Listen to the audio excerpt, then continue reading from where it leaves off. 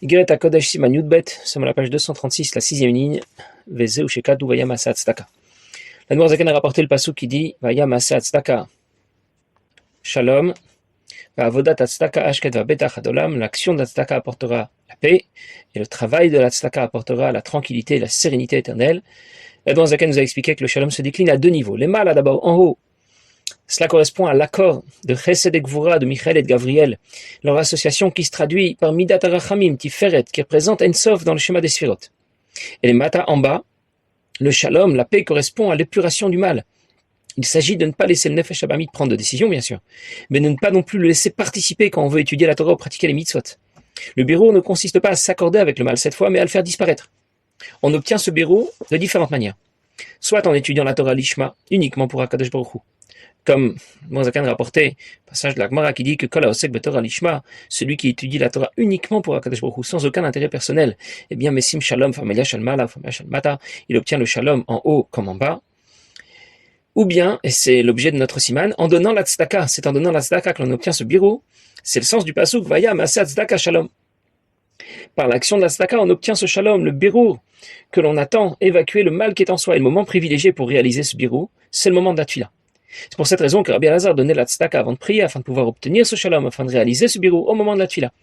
Et il y a aussi deux façons de donner la tzedaka. On a commencé à en parler la dernière fois. Il y a maaseh tzedaka, c'est donner la tzedaka de façon limitée, dans le cadre des sentiments et des émotions naturelles. Notre neshama, notre nefesh elokit, notre âme divine est bridée puisqu'elle appartient à la création. Il s'agit donc de donner la tzedaka de façon raisonnable. Il ne s'agit pas seulement de trouver un compromis avec le nefesh abamit, avec son âme animale, et de donner la tzedaka simplement après l'avoir emporté dans le conflit qui l'oppose au nefesh abamit. Il s'agit de donner la tzedaka dans les limites du raisonnable, avec largesse, mais sans faire de folie. Avodat tzedaka, le travail de la tzedaka, c'est donner la tzedaka sans limite. Le travail, ça veut dire que ça demande un effort supplémentaire, au-delà du cadre de notre nefesh elokit, de notre âme divine, en dehors du système. Le résultat sera bien sûr différent. Maaseh tzedaka, lorsqu'on donne la tzedaka de façon raisonnable, eh bien on obtient le shalom, un birur qui est total. Le mal a été évacué, mais pendant la tefila seulement. Il pourra ressurgir après la tefila assez facilement. Avodat tzedaka nous permet d'obtenir un shalom permanent. C'est ce qu'on appelle Ashket Vabetach Adolam, la sérénité et la tranquillité éternelle. Bien sûr, dans notre monde, rien n'est jamais permanent. Le pasuk dit dans Kohelet, Tov Yom Hamavet Miyom Ivaldo. Le jour de la mort, c'est mieux que le jour de la naissance. Parce que le jour de la naissance, on ne sait pas dans quelle direction on va s'engager. On peut décider de bien se comporter, mais tous les délires sont possibles. Le jour de la mort, les compteurs s'arrêtent. On ne peut déjà plus dérailler. Et le Midrash donne l'exemple d'un bateau qui largue les amarres. Il dit que l'usage est de faire une grande fête lorsqu'un bateau s'en va, et quand le bateau revient, il revient dans la plus grande discrétion. Et le Midrash dit, ça devrait être le contraire. Quand le bateau part, on ne sait pas ce qu'il va devenir. Il sera peut-être retenu quelque part, il va peut-être couler. C'est quand il revient à bon port qu'on devrait faire une grande fête. Dans notre monde, rien n'est permanent. Mais le shalom que l'on obtient par avodat tzedaka sera quasi permanent. Je vais le dire autrement. Maaseh tzedaka, c'est donner la tzedaka de façon raisonnable. Et c'est ce qui nous permet d'obtenir le shalom. J'évacue le mal, mais un mal qui pourra ressurgir facilement. Avodat tzedaka, c'est donner la tzedaka sans limite. Et dans ce cas, j'obtiens aussi le shalom, j'évacue aussi le mal. Mais cette fois, il ne pourra pas ressurgir facilement. Il ne reviendra que si je l'invite à revenir. Alors dans les mots, le pasuk dit l'action de la tzedaka apportera le shalom shegam tzedaka nikret b'shem maaseh v'lo b'shem avoda. Même lorsqu'on donne la tzedaka de façon raisonnable et qu'on appelle ça maaseh, pas avoda, il n'y a pas eu de travail ni d'effort. Falpiken v'itagut adil tata itagut adil ela. Mais l'effort que nous faisons dans notre monde va appeler un retour d'en haut. Merer gilou yoren sof baruchu. On obtiendra alors un éclairage supérieur, une lumière divine supérieure qui va nous aider, comme nous aider à réaliser ce shalom, évacuer le mal à la fois en haut, lorsque le bien s'accorde avec le mal, et en bas, lorsque le mal disparaît.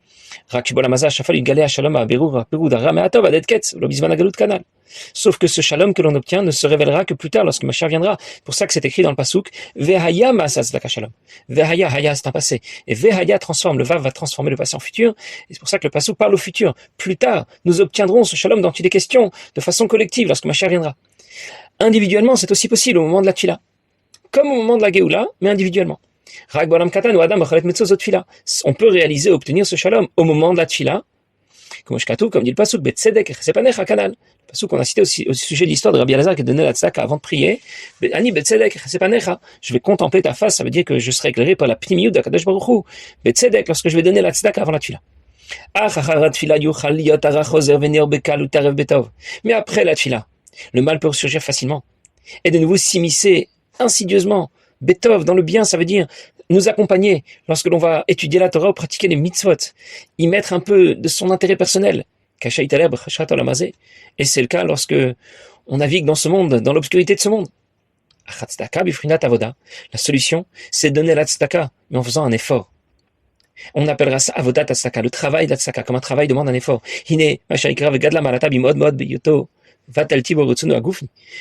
D'abord, c'est déjà un grand effort que d'avoir écarté sa logique, sa raison, ce qui est naturel pour lui, pour ne faire que la volonté de Dieu, et d'avoir soumis le mal qui est en soi.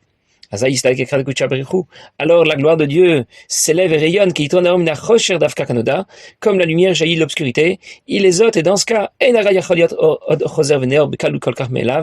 mal ne pourra pas ressurgir très facilement, sauf si l'homme lui-même vient appeler ce mal et l'inviter à revenir.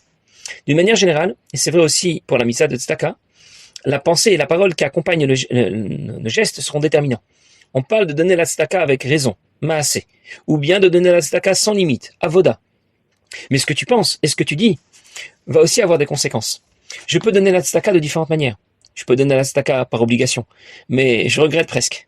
C'est vraiment parce que j'ai pas le choix. Je le pense, mais je le montre pas et je l'ai même pas dit. Je peux aussi donner la tzedaka de mauvais cœur et le montrer. Je vais donner la tzedaka en faisant la tête. Ou bien, je peux faire pire encore. C'est dire des mots qui vont révéler que je donne la tzedaka de mauvais cœur. Concrètement, ça veut dire que je peux donner la tzedaka avec le sourire, ou bien en faisant la tête. Et je peux aussi donner la tzedaka en exigeant qu'on ne vienne plus jamais me réclamer quoi que ce soit, en criant. La pensée et la parole qui ont accompagné mon geste vont aussi être déterminants. Chaque mitzvah permet de créer un malach, qui sera prêt à prendre notre défense. Le jour venu, un avocat. Bien sûr, on souhaite que cet avocat soit efficace, énergique. Un avocat qui a les mains attachées derrière le dos et qui bégaye va certainement pas être très, très efficace et convaincant. Si je donne la tzedaka dans un esprit positif, avec le sourire, mon avocat sera énergique, éloquent. Si je donne la tzedaka dans un esprit négatif, en faisant la tête, eh bien, mon avocat sera plutôt minable. La mitzvah est bien là. J'ai donné la même somme. Mais les pensées, les paroles qui l'ont accompagné peuvent tout changer. Et l'Admor Zaken conclut le siman en expliquant ce que veut dire Hashket va betach adolam. Hashket, ou milachon shoket al shmarav. Zeu shekatu. C'est ça que dit le pasuk. Hashket va betach adolam. La tranquillité, la sérénité éternelle. Hashket vient du mot shoket al shmarav, celui qui fait déposer la lie de son vin. Hainu shashmarim nifradim le gamrim nayayin. Dire que les dépôts sont complètement séparés du vin. Venoflin les mat les gamre vont tomber au fond du récipient. Va yayin le malazar vetzalul betachlit. Et le vin qui est au-dessus de ces dépôts sera complètement pur et nettoyé de toutes ces impuretés. Il en va de même pour avodat tzedaka. Le donner la tzedaka avec cet effort qu'on exige de nous. Ashmarim en prinata rovetrash benafsho. L'ali du vin représente ici le mal qui veut s'immiscer à l'intérieur de soi, nous accompagner dans notre étude de la Torah, notre pratique des mitzvot. Nivrar venifrad meat meat. Eh bien, il sera évacué petit à petit Hachenofel et matal imkorov et jusqu'à tomber vers le bas. Moshkatouv, comme dit le pasuk, tu vas rejeter au fond de la mer toute leur faute. Hashket, j'ai traduit la sérénité, la tranquillité, mais ça vient du mot shoket al shmarav, celui qui fait tomber la lie de son vin. Quand les impuretés sont tombées au fond du récipient, elles ne remonteront pas toutes seules. Une fois que ça a été décanté, la lie reste au fond, sauf si je vais remélanger une fois. Et quand on donne la tzedaka, au-delà du raisonnable, on évacue le mal de la même manière, de façon quasi définitive. Un conte de Rabbi Frida.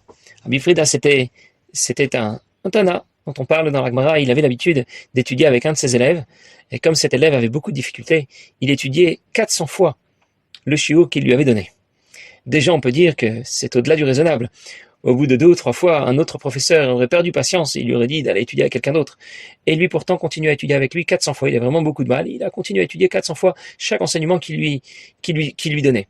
Un jour, il était en train de réviser avec son élève. Il était, disons, à la 260e fois. Et voilà, quelqu'un vient l'interrompre et lui dit « Excusez-moi, j'ai une question à vous poser. » Alors, Rabbi Frida lui a dit « Excusez-moi, mais là, je suis en train d'étudier avec mon élève. revenez tout à l'heure, j'ai encore 140 fois devant moi, donc revenez dans un petit moment. Et il a donc terminé les 140 fois qu'il devait étudier pour faire le nombre de 400 fois. À la fin, il lui a dit, c'est bon, tu as compris? Et l'élève lui dit, non, je suis désolé, j'ai pas compris. Il dit, comment ça se fait d'habitude, au bout de 400 fois, tu finis par comprendre?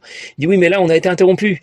Et donc, j'ai pas pu enregistrer, ça m'a perturbé, et j'ai pas pu enregistrer, je n'y suis pas arrivé. Alors qu'à faire Rabbi Frida, il aurait pu dire, bon, bah, ça suffit, hein, j'ai donné mes 400 fois, stop. Eh bien, il a recommencé 400 fois supplémentaires jusqu'à ce que son élève comprenne. On raconte aussi de un certain monsieur Edmond Safra, qui était un grand donateur qui a été, euh, il a été invité à participer à la campagne, au Mivtza Kashrut. À l'époque, le Rabbi avait lancé un Mivtza Kashrut. Il s'agissait pas seulement de manger kasher et de faire les courses à hyper kasher plutôt qu'au G20. C'est pas ça, Mivtza Kashrut, ça veut dire aussi qu'il va falloir changer la batterie de cuisine, parfois changer même le plan de travail et l'évier. Et donc, ça veut dire qu'il y aura certainement des frais à engager. Et le Rabbi a fait annoncer à cette époque-là, lorsque le Mivtza, lorsque la campagne a été lancée, qu'il participerait aux frais, peut-être pas en totalité, je ne sais pas, mais en tout cas qu'il participerait aux frais qui seront engagés pour cachériser les cuisines. Et bien sûr, il fallait trouver un donateur. M. Edmond Safra était un banquier réputé à l'époque, et un des shluchim a été envoyé, dépêché auprès de M. Edmond Safra pour lui demander de participer à cette campagne.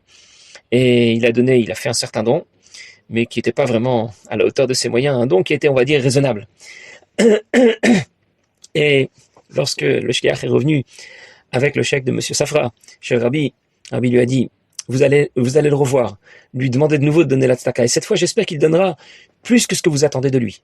Puis après un instant de silence, le Rabbi a dit, j'espère même qu'il donnera plus que moi-même j'attends de lui. Alors, finalement, le shliach est retourné le voir et il lui a rapporté ce que le Rabbi avait dit. Et finalement, là, il a fait un beaucoup plus gros chèque. Je crois que c'était $1 million. Je ne suis pas certain de la somme. Et c'est grâce à cette somme que le Rabbi a pu financer le Mivtza Kashrut qu'il a lancé à l'époque. Il y a une autre histoire qui raconte, à une toute autre époque.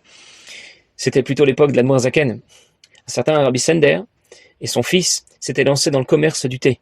Ils avaient l'habitude d'acheter de la marchandise à Leipzig, en Allemagne. Ils importaient cette marchandise, ils importaient du thé. Bien sûr, il y avait des taxes à régler, et ensuite ils la revendaient. Et c'est un commerce qui marchait très bien. Et dans la ville où habitait Rabbi Sender, il y avait un juif qui ne supportait pas de voir la réussite de Rabbi Sender et de son fils. Alors il a décidé de leur faire concurrence, mais ça ne suffisait pas. Il a même décidé d'aller les dénoncer aux autorités sous prétexte qu'ils auraient manqué de payer les taxes pour l'importation de leurs marchandises. Évidemment, il savait très bien que Rabbi Sender et son fils menaient leurs affaires de façon très honnête et correcte, et qu'ils respectaient la réglementation, mais il s'est dit que si les autorités menaient une enquête, ils finiront bien par trouver quelque chose à leur reprocher. Et en même temps, il a voulu faire cette dénonciation au moment où la marchandise allait arriver en Russie, de sorte que Rabbi Sender, qui avait dû emprunter de l'argent pour payer la marchandise à l'avance, eh bien, n'aurait pas de quoi rembourser ses dettes, et il aurait perdu sa marchandise. Entre-temps, le bruit a couru dans la ville qu'une enquête allait bientôt viser l'un des importateurs de thé de la région. Alors Rabbi Sender a eu peur, quand il a entendu cette rumeur, il a mis sa marchandise à l'abri, il ne lui a pas fait passer la frontière, et il l'a caché quelque part, mais malheureusement, là où il l'a caché, la marchandise s'est abîmée, et donc il a perdu beaucoup d'argent dans cette affaire. Finalement, l'accusation qui avait été portée contre lui n'avait pas de matière sur laquelle reposer, puisque la marchandise n'a pas passé la frontière. Et dans ce cas, l'histoire s'est calmée. Rabbi Sender s'est lancé dans un autre commerce, et entre-temps, son concurrent, qu'il avait dénoncé aux autorités, lui-même a vu sa propre marchandise séquestrée par les autorités, et il a perdu beaucoup d'argent, et ses affaires allaient de plus en plus mal. Il en est même tombé malade, et il n'avait plus la force de travailler. Ce sont les gens de la communauté qui le soutenaient, qui lui donnaient la tzedaka. Et les semaines ont passé. Notre délateur était dans une situation financière et catastrophique, tandis que Rabbi Sender, pour lui, les affaires remarchaient un peu. Il s'était lancé dans un autre commerce, mais il avait déjà retrouvé une bonne santé financière au moins, et il a entendu que la fille de ce monsieur, de ce juif qu'il avait dénoncé, devait se marier, et que bien sûr, il n'y avait pas un sou pour pouvoir envisager le mariage. Et dans ce cas, il a décidé d'aller voir, Rabbi Sender est allé voir celui qu'il avait dénoncé. Quand il a appris qu'il allait recevoir la visite de Rabbi Sender, qu'il avait lui-même dénoncé aux autorités, il aurait voulu que la terre l'engloutisse, mais il n'avait pas le choix, alors il l'a reçu, Et tout de suite, il essayait de balbutier quelques mots, il savait pas par quoi commencer, il était tellement gêné. Et finalement, Rabbi Sender l'a réconforté, il lui a dit, écoute, ne t'inquiète pas, je sais ce qui s'est passé, tout est oublié, je te pardonne. Et ils sont partis comme ça en très bons termes. Et quand ils sont partis, il a remarqué que sous un des oreillers, Rabbi Sender avait laissé une très grosse enveloppe de quoi subvenir aux besoins du mariage. Et quand l'Admour Zaken a entendu cela, il a dit au père de Rabbi Sender, après le décès de son fils, parce que Rabbi Sender est mort relativement jeune, et son père était encore vivant, et l'Admour Zaken a dit à son père que sa place, pour sa grande générosité, sa place dans le Gan Eden est une place exceptionnelle. Juste pour la petite histoire, Rabbi Sender, c'est aussi l'arrière-grand-père de la rabbinite Rivka, qui sera l'épouse du Rabbi Marash. Voilà, dans ces différentes situations, on a compris que donner la tzedaka, ce n'est pas seulement le maasé qu'on attend de nous, pas maasé tzedaka, mais avodat tzedaka, donner la tzedaka d'une façon complètement déraisonnable, au point que l'on puisse dire, là vraiment, c'était de la folie. Et c'est de cette manière que l'on obtient, que l'on obtient l'évacuation totale du mal qui pourrait vouloir s'immiscer, pas seulement dans notre vie, mais dans notre service de Dieu. Et cela, on obtient qu'en donnant la tzedaka de façon exceptionnelle, d'une façon extraordinaire, au-delà de toutes nos limites. Passez une bonne journée.